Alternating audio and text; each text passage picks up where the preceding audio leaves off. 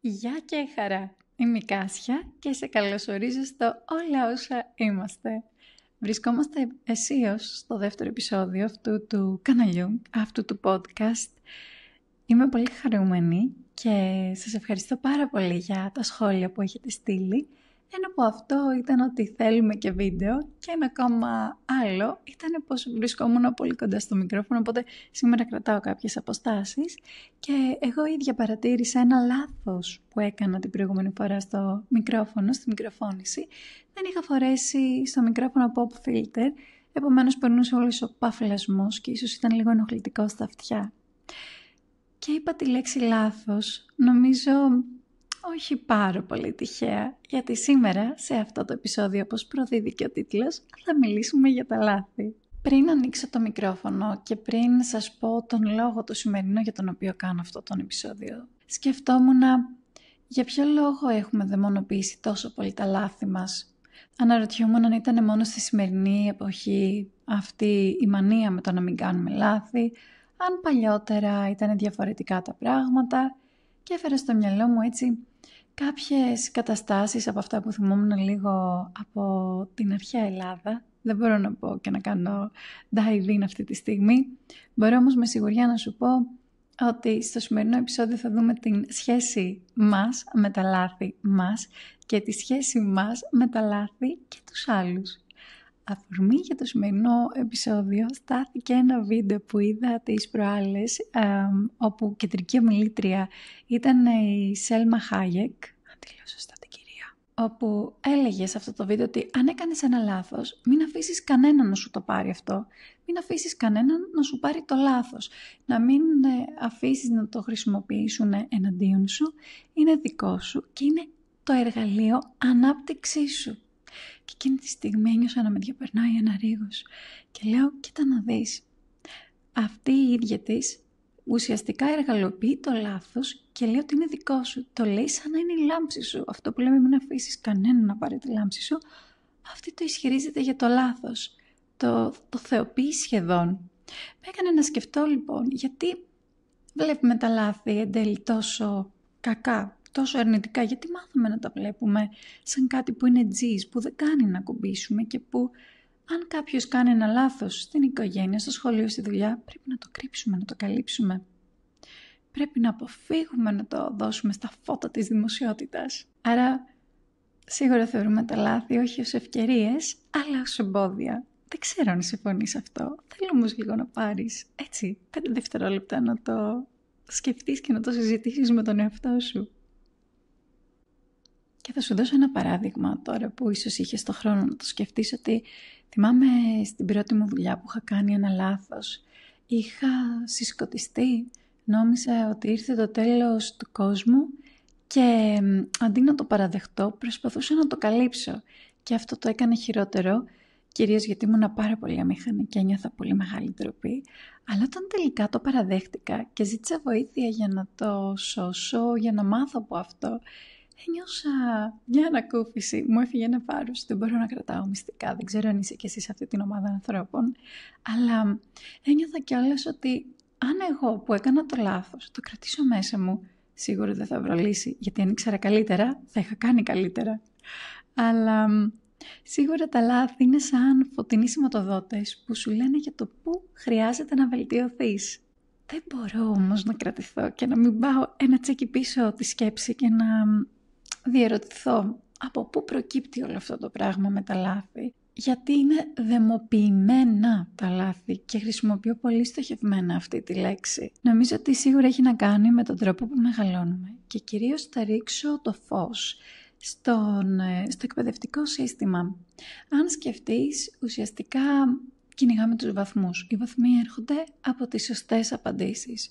Εάν αποτύχεις σε ένα τεστ, υπάρχει κίνδυνος να μείνεις εκτός της σχολικής χρονιάς της επομένης ή να μείνεις εκτός πανεπιστημίου και ίσως κάτι τέτοιο να σήμαινε ότι θα είσαι εκτός της αγοράς εργασίας και κατά συνέπεια δεν θα έχεις δουλειά, δεν θα δουλέψεις, δεν θα έχεις λεφτά, δεν θα έχεις να φας. Άρα που μπορεί αυτές οι σκέψεις να μην είναι συνειδητές και μπορεί και να μην είναι και καθολικές. Αλλά σίγουρα κάποιο μέρος στο υποσυνείδητό μας ίσως να βρίσκεται συμφωνεί με αυτές τις σκέψεις. Και ίσως και αυτές οι σκέψεις να μην είναι και δικές μας στο τέλος της ημέρας. Είναι σίγουρα απόϊχος από συζητήσεις που έχουμε βρεθεί μπροστά, είτε από τις ειδήσεις που μπορεί να βλέπουν οι γονείς μας, να μην είμαστε καν εμείς οι ενεργοί ακροατές εκείνη τη στιγμή, έτσι, να έρχεται όλη αυτή η πληροφορία με κάποιο είδους παθητικότητας, αλλά επειδή έρχεται τόσο συχνά και σχεδόν από παντού, ίσως και να τείνει να γίνεται μια μικρή πραγματικότητα μέσα μας. Αλλά αυτό δεν σημαίνει ότι χρειάζεται και να μείνει σε πραγματικότητα. Βέβαια, κάνω λίγο hold that thought, γιατί θα προχωρήσουμε λίγο παρακάτω στην άσκηση που σας έχω ετοιμάσει και για αυτό το επεισόδιο. Θέλω λίγο να φέρετε στο μυαλό σας δικές σας συμπεριφορές απέναντι σε λάθη άλλων ανθρώπων. Φέρτε έτσι λίγο την πιο κοντινή ανάμνηση που έχετε από όταν κάποιος έκανε κάτι λάθος και αυτό είχε σίγουρα ενεπλακόμενο και εσάς με κάποιο τρόπο, δηλαδή σας επηρέασε αυτό το λάθος του ή το λάθος της. Τώρα θέλω να σκεφτείτε πώς αντιδράσατε. Θυμηθείτε λίγο. Κρίνατε αυτόν τον άνθρωπο, κρίνατε τη συμπεριφορά του, κρίνατε τον τρόπο που το διαχειρίστηκε. Συνήθως στιγματιζόμαστε από τα λάθη μας. Αλλά γιατί είμαστε τόσο σκληροί με τους άλλους ανθρώπους? Μήπως όταν κρίνουμε τα λάθη των άλλων φοβόμαστε μην έχουμε κάνει κι εμείς τα ίδια λάθη? Μήπως φοβόμαστε ότι θα καθρεφτιστούν οι ενέργειες των άλλων ανθρώπων στις δικές μας και τότε αυτό, τι θα σήμαινε αυτό για εμάς? Σου δίνω λίγο χρόνο να το σκεφτείς. Τι θα σήμαινε για εσένα το να έβλεπες τα λάθη των άλλων ανθρώπων και να τα αποδεχόσουν ως είναι? Πάμε να κάνουμε ένα μικρό παιχνίδι. Πάμε να το κάνουμε λίγο σε μορφή εικόνας για να μην είμαι ισοπεδωτική τελείως για το λάθος. Συμφωνώ ότι υπάρχουν τα λάθη και τα σωστά και συμφωνώ ότι υπάρχουν και τα όρια μεταξύ του τι είναι σωστό και λάθος, κατ' επέκταση ηθικό και ανήθικο. Και έτσι θα φέρω ένα παράδειγμα και φροντίζοντας να μην πέσουμε σε παγίδες ιδεολογίας, θα πάρω αυτά παραδείγματα και σχεδόν καθημερινά. Για παράδειγμα, είναι λάθος να ζητάς από ένα ψάρι να πετάξει, αλλά όταν κάποιος σου πει ότι είναι λάθος να φοράς με έναν συγκεκριμένο τρόπο ένα ρούχο, τότε χρειάζεται να αναρωτηθείς, είναι λάθος σύμφωνα με τι και σύμφωνα με ποιον?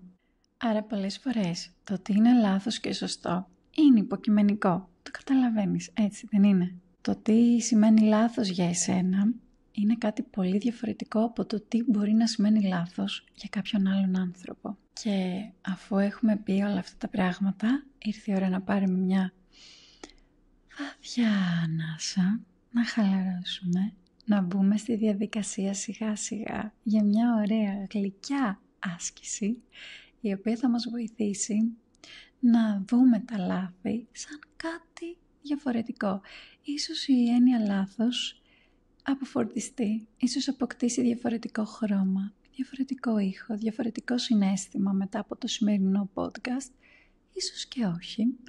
Ίσως απλά να νοηματοδοτήσει μία καινούργια συνθήκη για το πώς επεξεργαζόμαστε ενδεχομένως την πληροφορία, για το πώς στεκόμαστε εμείς απέναντι σε μια πληροφορία. Ίσως πάλι να μην συμβεί και τίποτα και να συνεχίσει η ζωή μας να υπάρχει όπως ήταν ορισμένη να υπάρχει και πριν από αυτό το επεισόδιο. Αλλά σου έχω μία θετική προοπτική για τα λάθη. Τα λάθη, είτε τα δικά μας, είτε των άλλων, είναι ανθρώπινα. Όσο περισσότερο τα βλέπουμε ως ευκαιρίες, τόσο περισσότερο αλλάζει η ζωή μας. Και όπως είπαμε, δεν είναι όλα λάθη. Κάποια είναι απλώς διαφορές στις απόψεις. Τώρα πάμε να πάρουμε ακόμη μία βαθιά ανάσα